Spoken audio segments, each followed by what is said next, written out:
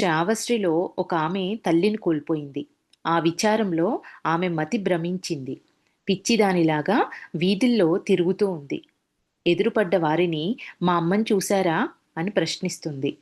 బాధకు కారణం ఏమిటి విప్రోత్తమ అని ఆ బ్రాహ్మణుణ్ణి తిరిగి ప్రశ్నించారు ఇదంతా చెప్పేసి.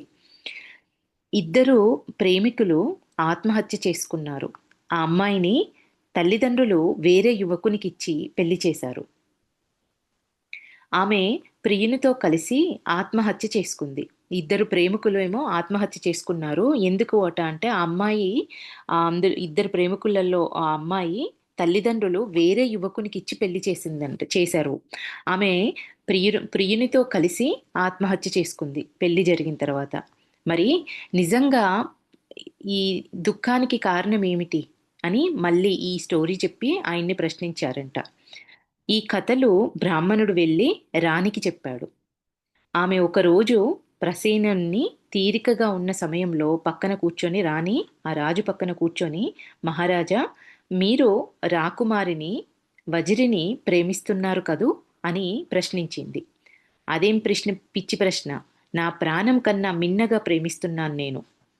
తనకి ఏదైనా జరిగితే మీరు బాధపడతారా, ఆనందిస్తారా? మహారాజు నోట మాట రాలేదు. కళ్ళు తిరిగినంత పనైంది. బుద్ధుని బోధలు కఠోర సత్యాలు, ఒక పట్టాన అర్థం కావు అని ఆ రాజప్పుడు అనుకున్నారంట. ఒకనాడు ప్రసేనజిత్తు ఒంటరిగా బుద్ధుణ్ణి కలవటానికి వెళ్ళాడు. జేతవనం సమీపంలో రథం దిగి కాలినడకన పర్ణశాలకు చేరాడు. బుద్ధుడు ఉచిత రీతిన మర్యాదలు చేసి స్వాగతం చెప్పాడు. అప్పటి వరకు బుద్ధుణ్ణి వ్యతిరేకిస్తూ వచ్చిన వ్యక్తి ఇప్పుడు ప్రేమకు సంబంధించి ప్రేమ దుఃఖానికి కారణము అని చెప్పిన ఆ స్టేట్మెంట్కి ఈ రాణి ఈ ఎగ్జాంపుల్తో సహా ఎక్స్ప్లెయిన్ చేసిన తర్వాత ఆయన బుద్ధుడి దగ్గర జ్ఞానం ఉంది, ఆయనను ఒకసారి కలవాలి అన్న కోరికతో బయలుదేరాడు. బుద్ధుడు ఉచిత రీతిన మర్యాదలు చేసి స్వాగతం చెప్పాడు. తర్వాత ప్రసేనజిత్తు బుద్ధుణ్ణి సూటిగా ప్రశ్నించాడు. ఆచార్య, మిమ్మల్ని ప్రజలు బుద్ధ అని శ్లాఘిస్తున్నారు. బుద్ధ అంటే జ్ఞానోదయం అయినవాడని అర్థం. పరిపూర్ణ ప్రజ్ఞావంతుని జ్ఞాని అనవలే. పరిపూర్ణమైన ప్రజ్ఞావంతుణ్ణి మాత్రమే జ్ఞాని అని అనవలే. మీ వంటి యువకుడు జ్ఞాని కాగలడా? బుద్ధుడు కాగలడా? నాకు తెలిసి పురాణ కశ్యపుడు, మక్కల గోపాల, నిగంధనాథపుత్ర, సంజయ భేల, త్రిపుత్ర జ్ఞాన వృద్ధులు వాళ్ళెవ్వరు కూడా మేము బుద్ధులమని చెప్పుకోలేదు ఎప్పుడు. మీరు ఆ మహాత్ముల్ని కనీసం చూసారా? కనీసం వాళ్ళ పేర్లైనా విన్నారా అని ఈయన ప్రసేనజిత్ మహారాజు బుద్ధుని అడుగుతున్నారు. ఒక బుద్ధుడు కావాలంటే వయసు ఉండాలి. మీరేమో యువకుడు, మీరెట్లా జ్ఞానైతాడు, మీరెట్లా బుద్ధుడవుతారు? అట్లాంటి గొప్ప గొప్ప వాళ్ళే తామే బుద్ధులని చెప్పుకోలేదు. మీరు కనీసం వాళ్ళ పేర్లైనా చూసారా, వాళ్ళ గురించైనా విన్నారా అని ఆయన అడిగితే బుద్ధుడు చెప్తున్నారు, మహారాజా, మీరు చెప్పిన మహాత్ములు నాకు తెలుసు. ఆధ్యాత్మిక వికసనానికి వయస్సుతో సంబంధం లేదు. ఇన్ని సంవత్సరాలు తపస్సు చేస్తే జ్ఞానం కలుగుతుందని ఎవ్వరూ చెప్పలేరు. ఎవరి ప్రతిభను మనము శంకించకూడదు. యువరాజు విషనాగు, అగ్నికనక యువ సన్యాసి, ఇవి వారి గుణగణాలనేవి తగ్గవు. యువరాజుయు విషమైన నాగుది, అగ్ని కనిక యువ సన్యాసి, వాళ్ళ యొక్క గుణగణాలనేవి ఎప్పుడు తగ్గవు.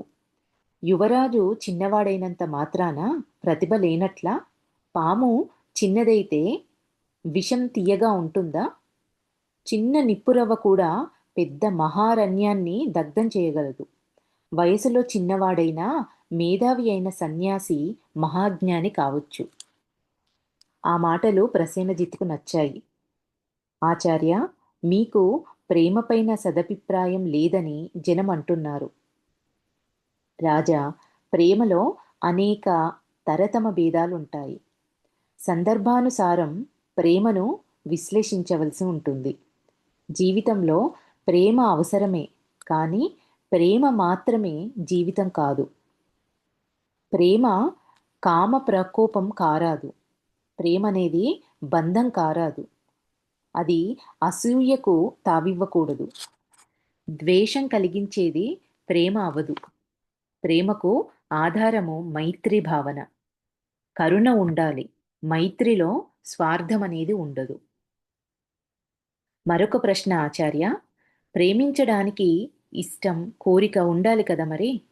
కోరిక, ఇష్టాలు లేకుండా ప్రేమించడం ఎలా సాధ్యమవుతుంది? ఈ మధ్యనే శ్రావస్తిలో ఒక దుర్ఘటన జరిగింది. మీకు గుర్తుందా? ఒక జంట ప్రేమించి పెళ్లి చేసుకున్నారు. ఆ కుర్రవాని తల్లి కొడుకు తనకు దూరమైనాడని భావించింది. కోడలిపైన కత్తి కట్టింది. కొడుకు తనను మోసం చేశాడనుకుంది. ఆమెకి ప్రేమకి బదులు అక్కడ ద్వేషం పెరిగింది. భోజనంలో విషం పెట్టి కొడుకును, కోడల్ని చంపింది. ప్రేమ ద్వేషంగా మారింది. సదవగాహన ప్రేమకు అవసరం మహారాజా. ప్రేమించగలిగిన వారే అర్థం చేసుకోగలరు. అర్థం చేసుకోలేని వారు ప్రేమించలేరిప్పటికీ. భార్యాబిడ్డల మధ్య సదవగాహన ఉంటే ప్రేమ నిలుస్తుంది. అన్నా చెల్లెళ్ళు, తల్లి తండ్రి అందరి మధ్య ఉండవలసింది అవగాహననే. అదే ప్రేమ యొక్క సూత్రం. బుద్ధుని మాటలు ప్రసేనజిత్తుకు బాగా నచ్చాయి. ఇతరుల కష్టాలకు, బాధలకు మనం స్పందించగలిగితే అవసరమైన శక్తి వస్తుంది మనకు. ఇతరుల కష్టాలకు, బాధలకి మనం స్పందించగలిగితే అవసరమైన శక్తి వస్తుంది. కోరిక లేకుండా కరుణ కలగాలి. కరుణ సహజంగా ఏర్పడాలి. కాలం అందరి కన్నీటిని తుడిచివేస్తుంది. ఒకనాటికి ఎవరం మిగలమిక్కడ. అంతా అశాశ్వతం. అశాశ్వత భావన హృదయంలో ఉంటే సంయమనం కలుగుతుంది. కరుణ మనిషికి గొప్ప శక్తినిస్తుంది మహారాజా. ప్రసేనజిత్తు తరచూ బుద్ధుని దర్శనానికి రావటం వల్ల జేతవన విహారం ప్రజల్ని ఆకర్షించింది. ఇంకా రాజు ఆయన జ్ఞానానికి ఆకర్షితులై రెగ్యులర్‌గా ఆయన్ని దర్శనార్థము జేతవన విహారానికి వెళ్ళేవారంట. ఇది ప్రజల్ని కూడా ఆకర్షించింది. జేతవనం అనేది ప్రజల్ని ఆకర్షించింది. బుద్ధుని ప్రవచనాలు వినడానికి రోజూ జనం రాసాగారు. మేధావులు సైతం ఆకర్షితులైనారు. సారిపుత్ర 150 మంది కొత్తవారికి దీక్ష ఇచ్చాడు. ఒకనాడు బుద్ధునికి గంగా తీరంలో ఒక గ్రామం వెలుపల ఒక వ్యక్తి తారసపడ్డాడు. అతను రాత్రిళ్ళు పేడ పోగు చేసుకుంటాడు. దళితుడు. పేరు సునీత. బుద్ధుడు ఎదురుపడగానే కలవరపడి ఆయన చెట్టుచాటున దాక్కున్నాడు. బుద్ధుడు దగ్గరకు వచ్చి, మిత్రా, ఇలా రా అని పిలిచాడు. స్వామీ, నేను అంటరాని వాడిని, దూరంగా ఉండండి అన్నాడు సునీత. బుద్ధుడు, నీవు నాలాంటి మనిషివే. అంటరానితనం నీలో ఏముంది? మనిషిలో అసూయ, ద్వేషం, అజ్ఞానం ఇవి అంటరాని గుణాలు. జ్ఞానానికి కులాలనేవి అడ్డురావు. జ్ఞానానికి కులభేదం అనేది ఉండదు. అందరూ ఆత్మీయులే. అన్ని నదులు సముద్రంలో కలిసి తమ ఉనికిని కోల్పోతాయి. జ్ఞానంలో అన్ని గుణాలు కరిగిపోతాయి. బుద్ధుడు స్వయంగా సునీతకు స్నానం చేయించి, దీక్ష ఇచ్చి తనతో తీసుకెళ్ళాడంట. ఆ విషయం తెలిసి బుద్ధుడు పవిత్ర సాంప్రదాయాలను కాలరాస్తున్నాడని బ్రాహ్మణులు ప్రచారం చేశారు. ఆ విషయం బుద్ధుని చెవిన పడింది. అంటరాని వారిని సంఘంలోనికి రానివ్వటం ఈరోజు కాకపోతే రేపైనా తప్పదు. తారపుత్రుడు అన్నాడంట, మన మన లక్ష్యం చెదరనంత కాలం ఎవరి ప్రచారానికి, ఎవరి పుకార్లకి జంకనవసరం లేదు అని సారిపుత్రుడు అన్నాడంట. సునీత ఉదంతం రాజుగారికి చేరింది. ప్రసేనజిత్తు సరాసరి జేతవనానికి వచ్చాడు. త్రోవలో ఒక భిక్షువు రాజుగారు వస్తున్న త్రోవలో ఒక భిక్షువు రాజుగారి దృష్టిని ఆకర్షించాడు. అయినా రాజుగారు ప్రసేనజిత్తు బుద్ధుణ్ణి ప్రశ్నించాడంట ఇట్లాగా. అతను భిక్షువు మహారాజా, అంటరానివాడు కాదు అని చెప్పాడంట బుద్ధుడు. బుద్ధుడు ఆయన గురించి ఆరా తీశాడు. ప్రశ్నించగా, "నువ్వు అంటరాని వ్యక్తులని సంఘంలోకి తీసుకున్నావు ఏంటి?" అనేసి ఆయన అడిగితే, బుద్ధుల వారు సమాధానం ఇచ్చిందేంటంటే, "అతను అంటరాని వాడు కాదు, భిక్షువు మహారాజా ఇంకా పూజనీయుడు" అని చెప్పాడంట. అంతలో సునీత్ అక్కడికొచ్చాడు. మహారాజు మార్గమధ్యంలో చూసింది ఇతనినే. కాషాయ బట్టలతో పరమశాంతమూర్తిగా ఉన్న అస్పృశ్యుణ్ణి చూసి రాజు అవాక్కయ్యాడు. ఒకరోజు మేఘయ బుద్ధునికి ఫిర్యాదు చేశాడు. నంద తన ప్రియురాలు కళ్యాణిని మర్చిపోలేకపోతున్నాడు. బుద్ధుల నంద బుద్ధుని తమ్ముడు కదా! ఆయన ఆహ్, వస్తున్నప్పుడు ఈయనతో పాటొచ్చాడు. వీళ్ళ పట్ల అట్రాక్ట్ అయ్యి. కానీ ఆయన ప్రేమిస్తున్న ఒక అమ్మాయిని, కళ్యాణి అనే అమ్మాయిని ప్రేమిస్తున్నాడు అని బుద్ధుల వారు కూడా చెప్పారు. ఆయనకు కష్టమే ఇందులో ఉండడము. కానీ కొన్ని రోజులు మనతో ఉంటే ఆయన మనసు మారుతుందేమో అని చెప్పి తీసుకొస్తారు. ఆయన కొన్ని రోజుల వరకి అయినా కూడా ఆవిడను కళ్యాణి అనే ఆవిడను ఆయన ప్రేమించిన ఆమెను మర్చిపోలేకపోతున్నాడు అని చెప్పేసి మేఘయ్య బుద్ధునికి చెప్పారంట. ఆయనకి దీక్ష తీసుకున్నందుకు కూడా నంద ఎంతో బాధపడుతున్నాడో, అతనికసలు ధ్యానం కూడా కుదరట్లేదు అని బుద్ధునికి చెప్పాడు. మర్నాడు ఉదయం బుద్ధుడు నందని తనతో రమ్మని చెప్పి పిలిచాడు. ఇద్దరూ జేతవనం వదిలి చాలా దూరం వచ్చారు. అక్కడొక సరస్సు పక్కన ఒక కుటీరం సరస్సు, ఆ సరస్సు పక్కన ఒక కుటీరం ఉంది. నందా, నీకు భిక్షు జీవనం నచ్చలేదట. కపిలవస్తు వెడతావా? లేదు, నాకు రాజకాంక్షేం లేదు. నీ అసంతృప్తికి కారణం ఏంటి మరి? నంద తల వంచుకున్నాడు ఏం మాట్లాడకుండా. నందా, ఇక్కడ కోసలలో కళ్యాణిని మించిన సౌందర్యవంతులెందరో ఉన్నారు. ప్రసేనజిత్తు అంతఃపురంలో ఎందరు సుందరాంగులు లేరు? వారెవరూ కళ్యాణిని తీసిపోరు. ఆయన నంద చెప్తున్నాడు. కావచ్చు. కళ్యాణి ఒక్కతే నా దృష్టిలో సౌందర్యవతి. నాకు కళ్యాణి ముఖ్యం. నంద, ఈ ప్రేమలు, అనుబంధాలు ఆధ్యాత్మికాభివృద్ధికి అవరోధాలు. గులాబీ పువ్వు అందం ఎంతసేపు నిలుస్తుంది? స్త్రీ సౌందర్యం కూడా అంతే. అందము ఎప్పటికీ శాశ్వతం కాదు. వీళ్ళిట్లా మాట్లాడుతూ ఉండగా అంతలోనే అక్కడికి ఒక ముసలమ్మ చేతిలో ఒక చేతికర్ర సాయంతో ఒక చెక్క వంతెన దాటి అటువైపుగా వచ్చిందంట. మొహం, శరీరం అంతా ముడతలు పడిపోయి ఉంది. బుద్ధుడు ఆమెను చూపిస్తూ, చూడు నందా, ఆ ముసలమ్మ ఒకప్పుడు గొప్ప అందగత్తె. కళ్యాణి అందం కూడా అలా తరిగిపోతుంది ఒక రోజుకి. నీవు జ్ఞానం పొందితే అది ఈ జన్మకే కాదు, పై జన్మలకు కూడా నీకు ఉపయోగపడుతుంది. అటు చూడు, ఆ చెట్టు కొమ్మ మీద 2 కోతులు. అందులో ఆడకోతి నీకు అందంగా కనిపిస్తుందా? మగకోతి దాని ప్రియురాలు మహా అందంగా కనిపిస్తుంది అని ప్రపంచంలో ఆ కోతికున్న అందం మనుషులకు, అప్సరసలకు సైతం లేదని అనుకుంటుంది. నంద అడ్డు తగిలాడంట బుద్ధుడి మాటలకు.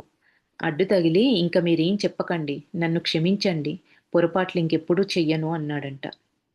ఇప్పుడు జేతవనం నిజంగా తపోవనం లాగా ఉంది. లిచ్చలి కుమారుడు అరణ్యాన్ని ఆరామంగా మార్చాడు. రెండంతస్తుల ధర్మశాల కట్టించాడంట. దాని పేరు కుటాగారం అని పెట్టారు. అడవి నిండా సాల్వ వృక్షాలు, వాటి నడుమన పర్ణశాలలు, రాకుమారుని ఔదార్యం, ఆమ్రపాలి ఆదరణ విహారానికి కీర్తి ప్రతిష్టలు సమకూర్చాయి. శుద్ధోదనుడు మరణశయ్యపై ఉన్న వార్త మహారాజు మేనల్లుడు మహానామ మోసుకొచ్చాడు. ఒకసారి వచ్చి చూసి వెళ్ళమని తండ్రిగారి అభ్యర్థన. ఆ అభ్యర్థనను మన్నించి బుద్ధుడు వెంబటే బయలుదేరాడంట. సత్వరం కపిలవస్తు చేరాలంటే రథం పైన వెళ్ళాలి. వెంటనే బుద్ధుడు బయలుదేరాడు. తర్వాత 200 మంది భిక్షులు కాలినడకన బయలుదేరారు.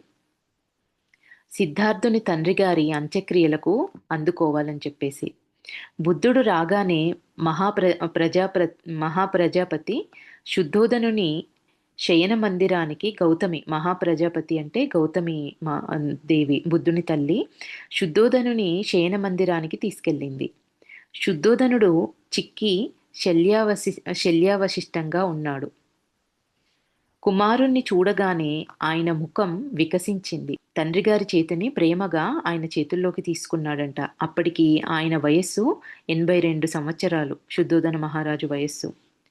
నాన్నగారు, కళ్ళు మూసుకొని మీరు నిశ్చింతగా ధ్యానం చేసుకోండి. మీకోసం మేమందరం కూడా ధ్యానం చేస్తాం. కొంతసేపటికి కళ్ళు విప్పి, నాన్న, సిద్ధార్థ, చాలా ప్రశాంతంగా, ఆనందంగా ఉంది. నా దిగులు, భయం పోయాయి. నాన్నగారు, చనిపోవడం అంటే నశించడం కాదు. ఏది నశించదు. జీవం కొనసాగుతూనే ఉంటుంది. నాలో, నందలో, ఆనందునిలో, రాహుల్లో మీరు జీవించే ఉంటారు. మనిషి శరీరం 4 ధాతువులతో తయారవుతుంది. మరణంతో దేనికది విడిపోతుంది తప్ప నశించదు. మరల జన్మించినప్పుడు ఆ ధాతువులు ఏకమై ఒక రూపంగా ధరిస్తాయి. రాహులుని దగ్గరగా పిలిచి అతని చేతిని తన తండ్రిగారి చేతికి అందించాడు బుద్ధుడు. రాహుల్ మొహంలోకి చూసి అనుకున్నాడు, సిద్ధార్థుని మాటలు సిద్ధవచనాలు.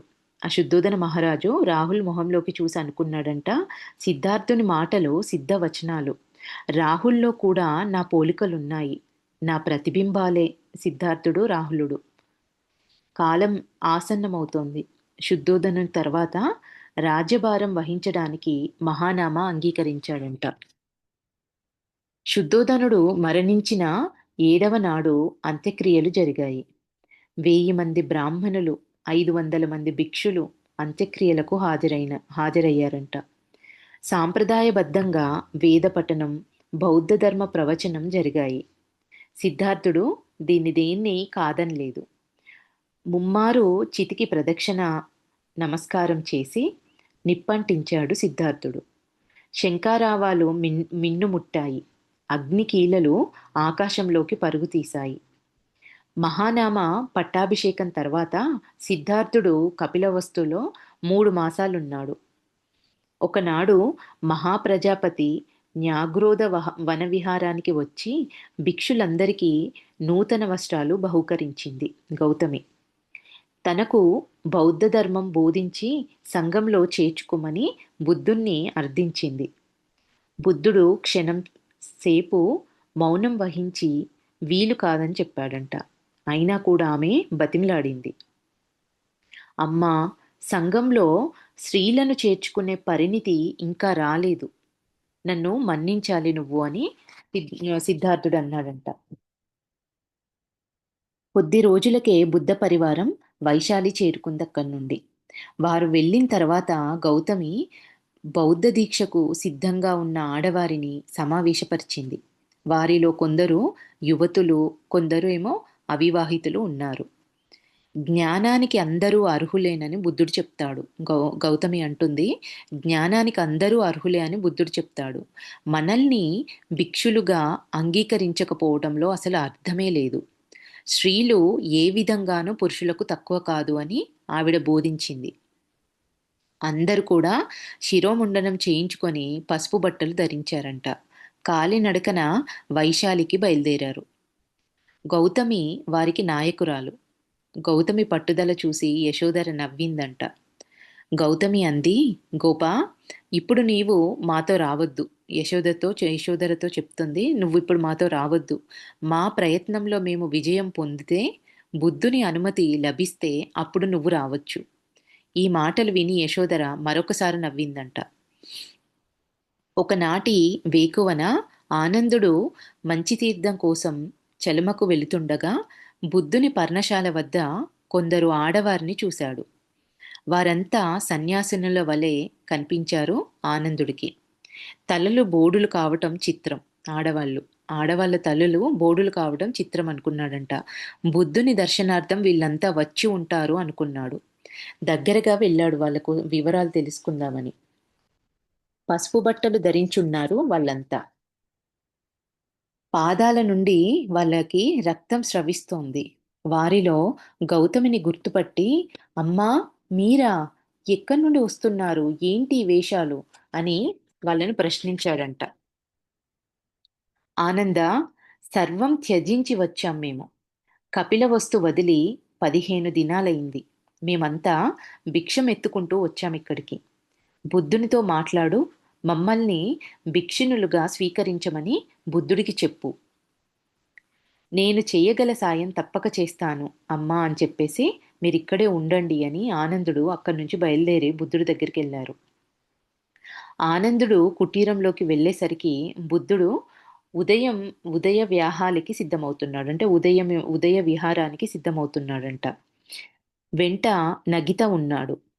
ఆనందుడు చెప్పిందంతా విని బుద్ధుడు అవును అని చెప్పలేదు, కాదు అని అనలేదంట. భగవాన్ ఆనందుడు మాట్లాడుతున్నాడు. భగవాన్, స్త్రీలు ఏ విధంగా అనర్హులో సెలవీయండి మీరు అని అడిగాడు. అందరూ అర్హులే ఆనంద. ఈ ప్రశ్నకి బుద్ధుడు అందరూ అర్హులే ఆనంద. గౌతమి మీకు మాతృ సమానురాలు. కపిలవస్తు నుండి సర్వసంగ పరిత్యాగినిగా వచ్చిన రాజయోగిని. దయతలచండి. బుద్ధుడు క్షణం యోచించి సారెపుత్ర, మౌద్గల్యన, అనిరుద్ర, భద్రిక, కింబల, మహాకశ్యపులను వెంటనే వచ్చి తనని కలవమని కబురంపాడంట. వచ్చిన తర్వాత వారితో ఈ విషయం గురించి చర్చించాడు. ఆడవారిని చిన్నచూపు చూడటం కాదు. సంఘంలో ఆడవారికి ప్రవేశం కల్పిస్తే రకరకాల విమర్శలొస్తాయి. అపార్థాలకు మనము తావిచ్చిన వాళ్ళం అవుతాము అని వీళ్ళంతా మాట్లాడుకున్నారంట. ఇందులో సారిపుత్ర అంటున్నాడు, స్త్రీలకు వేరే నియమాలు పెట్టి వేరే విహారాలలో మనం ఉంచుదాం. అప్పుడు బుద్ధుడు సరే, ఆ నియమాలేవో అందరూ కలిసి తయారు చేయండి అని చెప్పారంట. ఇందులో మొత్తము 8 నియమాలను వాళ్ళు పెట్టారంట. మొదటిదేమో భిక్షిని వయస్సులో పెద్ద అయినా అందరూ భిక్షువుల్ని గౌరవించాలి. ఆవిడ పెద్దదైనప్పటికీ కూడా అందరినీ గౌరవించాలి. చిన్నవాళ్ళైనా పెద్దవాళ్ళన్నది ఏదీ లేదు. ప్రతి ఒక్కరిని గౌరవించాలి. ఇది మొదటిది. రెండోది, భిక్షు సంఘానికి వారు వెలుపలే ఉండాలి. అధ్యయా అధ్యయనానికి మాత్రమే వాళ్ళు విహారానికి వస్తూ ఉండాలి. ఇంకా మూడోది, నెలకు రెండు మార్లు వారి ఆహ్వానం పైన ఎవరైతే అనుభవజ్ఞులైన భిక్షువు, ఎక్స్పీరియన్స్ అయిన ఒక సీనియరు ధ్యాని ఒకరు అక్కడికి వెళ్ళి వారి ధ్యానాన్ని గురించి గమనించి వాళ్ళకి సరైన సలహాలు ఇస్తూ ఉండాలి. నాలుగోది, పరవని సమావేశాలకు అందరూ తప్పక హాజరు కావాలి. నియమాలు అతిక్రమించిన భిక్షుని సంఘం ముందు క్షమాపణ కోరాలి. ఆరోది, శిక్షణ కాలం ముగిసిన తర్వాత భిక్షు సంఘంలో దీక్ష తీసుకోవాలి. దీక్ష తీసుకోవాలంటే కొంతకాలం శిక్షణ తీసుకోవాలి. ఆ కాలం ముగిసిన తర్వాత భిక్షు సంఘంలో దీక్ష తీసుకోవాలి. ఇది 6వ పాయింట్. ఏడోది, భిక్షుని ఏ భిక్షువును అవమానించకూడదు, ఎవ్వరిని విమర్శించకూడదు. ఎనిమిదోది, ఏ భిక్షుని కూడా భిక్షు సంఘంలో ధర్మబోధ చేయకూడదు. ఆనంద్, నీవు వెళ్ళి మహాప్రజాపతికి ఈ నియమాలు చెప్పు. వాటిని వాళ్ళు అంగీకరిస్తే దీక్ష ఇవ్వండి అని బుద్ధుడు ఆనందుని పంపించాడంట. ఆనందుని కోసం వాళ్ళందరూ ఎంతో ఆత్రంగా ఎదురు చూస్తున్నారు. నియమాలు అందరికీ ఆమోదించదగినవే. ఈ నియమాలన్నీ అందరూ అంగీకరించారట ఆ నియమాలని. మాకు అంగీకారమేనని బుద్ధదేవునికి విన్నవించు ఆనంద్. కొందరేమో అందులో ఆ ఆడవాళ్ళల్లో కొంతమంది కొంచెం కష్టమేనేమో అన్నట్లు చూశారంట. ఆమె గౌతమి చెప్తుంది, మీరేం విచారించకండి, ముందు వారిని తలుపులు తెరవనివ్వండి. నియమాలు ఎప్పుడూ సాధనకి అవరోధం కావు, అవి మనకు ఆహ్వాన పత్రికలు. ఆ రోజునే 51 మందికి దీక్ష ఇవ్వడం జరిగింది. ఆమ్రవనంలో వారికి ఆశ్రయం ఇవ్వడానికి ఏర్పాట్లు చేశారు. 8 రోజుల తర్వాత మహాప్రజాపతి ఒంటరిగా వెళ్ళి బుద్ధుణ్ణి దర్శించింది. వైశాలిలో భిక్షుని సంఘం కోసం ఒక విహారం నిర్మించి తలపెట్టింది. వెంటనే కపిలవస్తువుకు ఆవిడ కబురు పంపించిందంట. తాము బుద్ధ దీక్ష తీసుకున్నట్లు, ఆడవారి ప్రవేశం వల్ల కొన్ని అపనిందలు భరించవలసి వస్తుంది అని ఆవిడకు ముందుగానే తెలుసు. ఆ విషయం గౌతమికి ముందుగా తెలిసినా కూడా ఆవిడ ఆధ్వర్యము, ఇంతమంది స్త్రీలకి ఆవిడే ఆధ్వర్యాన్ని వహించింది. మార్గనిర్దేశకుడు బుద్ధుడు. ఆ స్త్రీలందరినీ ఆ, ఆమె ఆమె లీడ్ చేస్తుంది. వాళ్ళకి మార్గనిర్దేశకుడు బుద్ధుడు. వాళ్ళ లక్ష్యం వచ్చేసి జ్ఞానం. ఇంకా ఇది 12వ చాప్టర్ అండి. రాజగృహంలోని వేణువన విహారం, వైశాలిలోని కూటగరసల విహారం. రాజగృహంలోని వేణువన విహారము, వైశాలిలోని కూటగరసల విహారం, శ్రావస్తిలోని జేతవన విహారం ప్రసిద్ధ బౌద్ధరామాలుగా జనం చెప్పుకోసాగారు. ఈ విహారాలు అనేవి రాజగృహంలోని వేణువన విహారము, వైశాలిలోని కూటగరస విహారము, శ్రావస్తిలోని జేతవన విహారము. ఈ ఈ విహారాలు ప్రసిద్ధ బౌద్ధరామాలుగా జనం చెప్పుకోసాగారంట. అక్కడ బోధనలు, సాధనలు, శిక్షణలు బావుంటాయన్న ప్రచారము సాగింది. మగధ, కోసల తదితర దేశాలలోనూ బౌద్ధ కేంద్రాలు అనేకం తలెత్తాయి. ఏ దేశం వెళ్ళినా, ఏ నగరం మెట్టినా కాషాయ దర్శనమే, భిక్షుల సంచారమే. 6 సంవత్సరాలలో బౌద్ధం 6 దేశాలలో విస్తరించింది. యమునా తీరంలో కోశాంబి ప్రసిద్ధ నగరం. అక్కడ ఘోషిర పేరున ఒక విహారం వెలిసిందంట. ఒక బౌద్ధాభిమాని ఆ ఆరామాన్ని సంఘానికి అర్పించాడు. ఘోషిర ఆరామంలో శింసుపా వృక్షాలు అనేకమున్నాయి. బుద్ధునికి మధ్యాహ్న వేళ శింసుపా వృక్ష ఛాయల్లో ధ్యానించడం అనేది ఎంతో ఇష్టం. ఒకనాడు బుద్ధుడు ధ్యానానంతరం కాసిన్ని శింసుపా పత్రాలతో ఆశ్రమానికి తిరిగొచ్చాడంట. భిక్షువులను ప్రశ్నించాడు. నా చేతిలో ఉన్న పత్రాలు ఎక్కువనా, ఆరామంలోని పత్రాలు ఎక్కువనా అని ప్రశ్నించాడంట.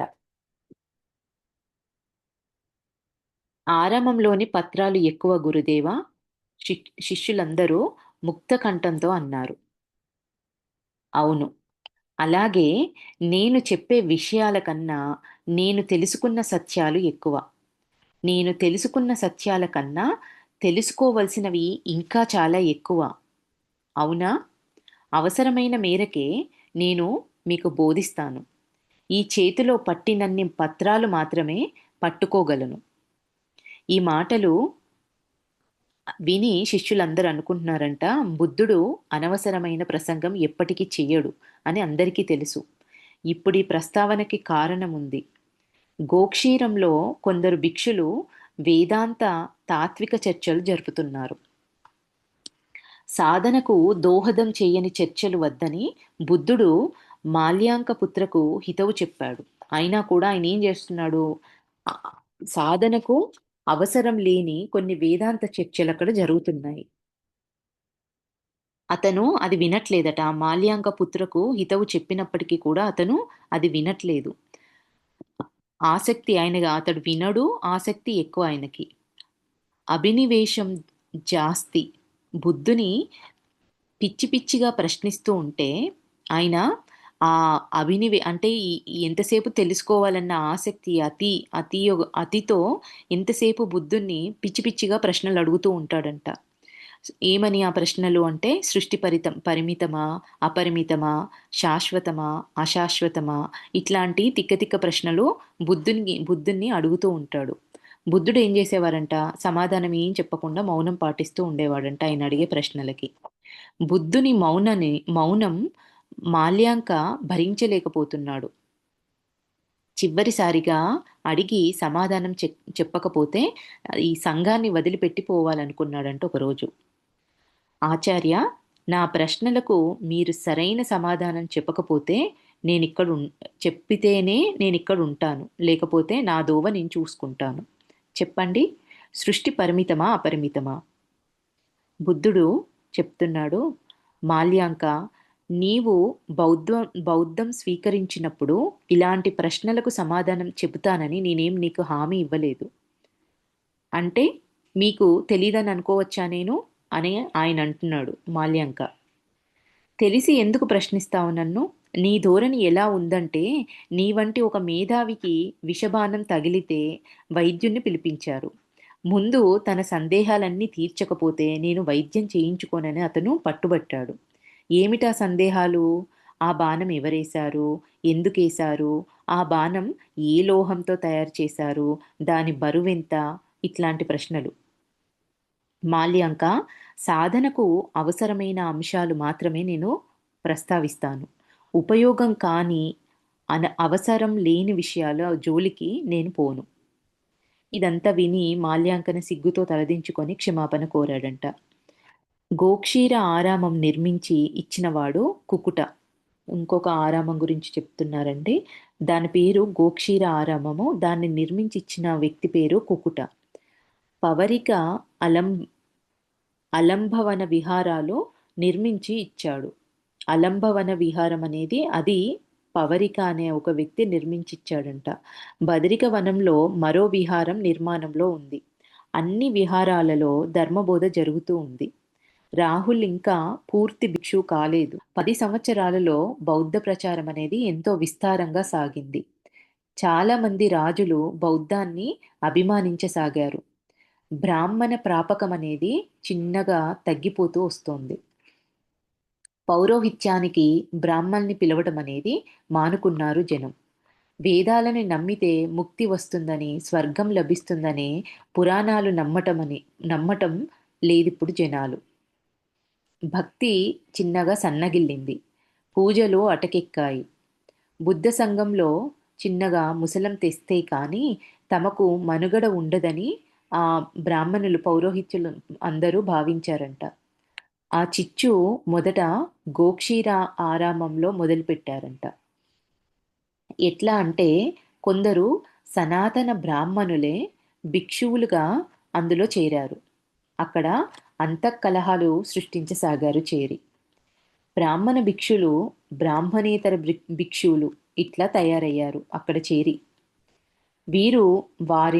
వారు వీరిని విమర్శించుకోసాగారు. బ్రాహ్మణులుగా భిక్షులైన వాళ్ళు, బ్రాహ్మణేతర భిక్షువులు ఇట్లా 2 గ్రూపులు తయారయ్యి వాళ్ళని వీళ్ళని వాళ్ళు విమర్శించుకోవడం మొదలుపెట్టారు. మాటలు తూటాలుగా పేలాయి. అటు ఇటు మొగ్గు చూపని వారు బుద్ధునికి ఫిర్యాదు చేశారు. అంటే ఈ 2 గ్రూపులలో లేకుండా ఉన్న వాళ్ళు బుద్ధుడికి కంప్లైంట్ చేశారు. భిక్షు సంఘంలో ద్వేష బీజాలు మొలకెత్తడం బుద్ధుణ్ణి బాధించింది. స్వయంగా విహారానికి వెళ్ళి ఇరు వర్గాల వారిని పిలిపించాడు. ఎప్పుడూ మన వాదనే సరైందని అనుకోకూడదు. ఎదుటివారి వాదనలోని సత్యాన్ని గుర్తించాలి. అపోహలను వీడనాడి సఖ్యతగా మెలగండి అని చెప్పారంట బుద్ధుడు. బుద్ధుని హితవచనాలు ఎవ్వరికి తలకెక్కలేదక్కడ. అప్పటికే వారి మనసులు తూట్లు పడ్డాయి. తటస్థంగా ఉన్నవారు అసలు ఈ రొంపిలోకి ఎందుకొచ్చి పడ్డామా అని బాధపడుతున్నారు. బుద్ధుని పరిచారకుడు నగిత అసలు ఇదంతా భరించలేకపోతున్నాడు జరుగుతున్నదంతా. మరొక మారు గట్టిగా మందలించమని అతను బుద్ధుణ్ణి అర్థించాడంట. బుద్ధుడు ఉత్తరీయం భుజాన వేసుకొని అక్కడి నుంచి మౌనంగా బయలుదేరాడు. చెప్పాల్సింది చెప్పాడు. ఇంకా విన్నారా? సరే లేదు అంటే ఆయన అక్కడి నుంచి మౌనంగా వెళ్ళిపోయాడు.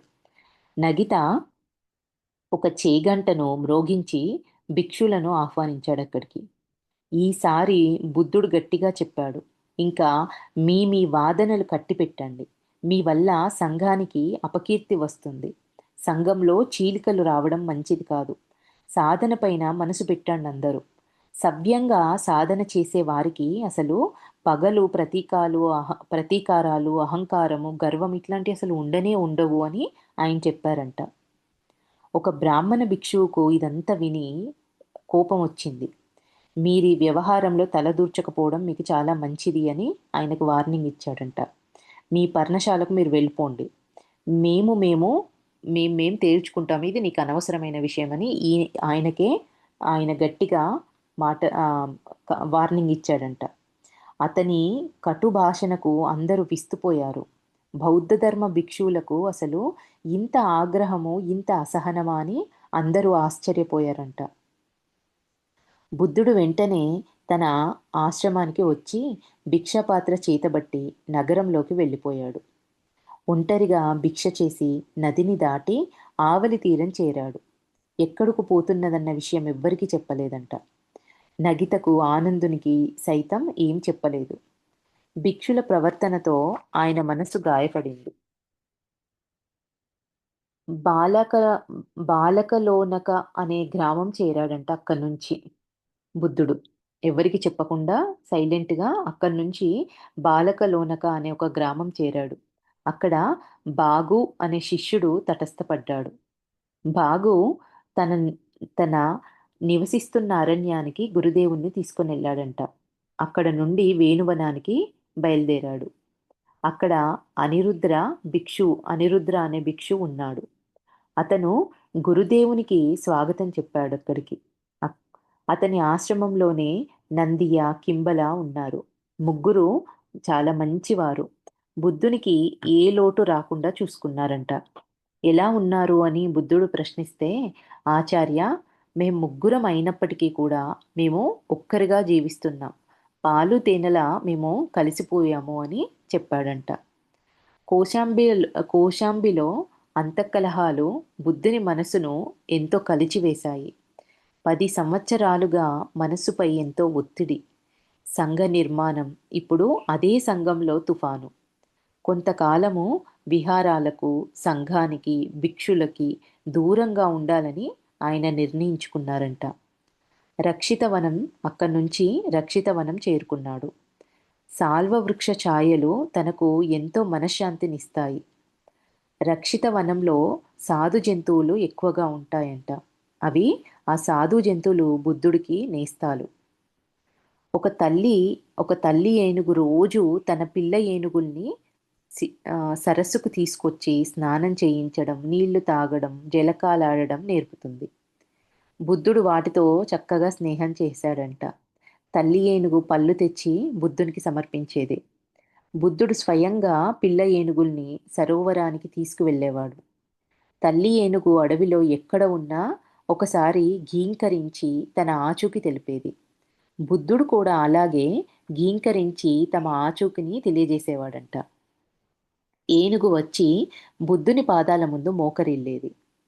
తనకు జ్ఞానోదయం అయిన తర్వాత ఈ 10 సంవత్సరాలలో సిద్ధార్థుడు ఒంటరిగా ఉన్నదిప్పుడే. 2 వారాల అనంతరం శ్రావస్తిలోని జేతవనం చేరుకున్నాడు. అక్కడే అడవిలో 2 వారాలు అక్కడే ఉండి తర్వాత శ్రావస్తిలో జేతవనంకి చేరుకున్నారంట. అక్కడ సారెపుత్ర రాహులుడు ఉన్నాడు.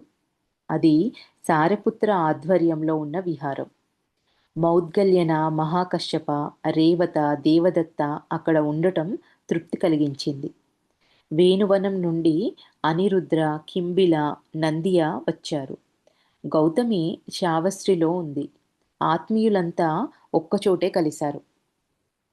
జేతవనంలో తన ఆశ్రమం చేరేసరికి ఆనందుడు దానిని శుభ్రం చేస్తున్నాడు. 16 నెలలైంది బుద్ధుడు అక్కడి నుంచి వదిలి వెళ్ళి. కోశాంబి విశేషాలేమిటి ఆనంద్? బుద్ధుడు ప్రశ్నించాడు. మీరు వెళ్ళగానే కొందరు నా వద్దకు వచ్చి, బుద్ధదేవుడు ఒంటరిగా వెళ్ళారు, మీరు వెళ్ళండి, లేకపోతే మేం వెడతామన్నారంట. నేనన్నాను, ఎవ్వరికీ చెప్పకుండా వెళ్ళారంటే ఎవరు తన వెంట రావద్దని అర్థం. అక్కడ భిక్షువులు ఇంకా దెబ్బలాడుకుంటున్నారా? సిద్ధార్థుడు అడిగారు. అక్కడ భిక్షులు ఇంకా దెబ్బలాడుకుంటున్నారా? ఎవరి పట్టుదల వారిది. నేను బయలుదేరి వస్తున్న రోజున ఇరుపక్షాలు వారు మీ వద్దకు రావటానికి యోచిస్తున్నారు. సాయంత్రానికి వారు రానే వచ్చారు. వారిని సమన్వయపరిచే బాధ్యత సారిపుత్రకు అప్పగించాడు బుద్ధుడు. తగిలిన గాయాలు మానడానికి కొంత వ్యవధి అవసరం. మరునాడు మౌద్గల్యన జేతవనంలోని భిక్షులను, కోశాంబి నుంచి వచ్చిన వారిని సమావేశపరిచాడు.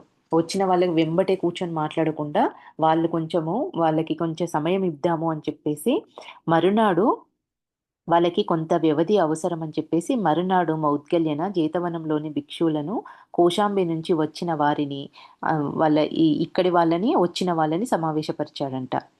మహాకశ్యపుడు సభకు అధ్యక్షత వహించాడు. సప్తాధికరణ సమతా సూత్రాలను రూపొందించారు. సంఘ సూత్రాలు, నియమాలు తయారు చేసే బాధ్యత ప్రధాన భిక్షువులకు అప్పగించాడు. జేతవనంలో 6 మాసాలు గడిపి బుద్ధుడు రాజగృహకు బయలుదేరాడు. మధ్యలో తాను తపస్సు చేసిన బోధి వృక్షాన్ని దర్శించాడు. ఆయన మనస్సులో స్వస్తి కదలాడాడిప్పుడు.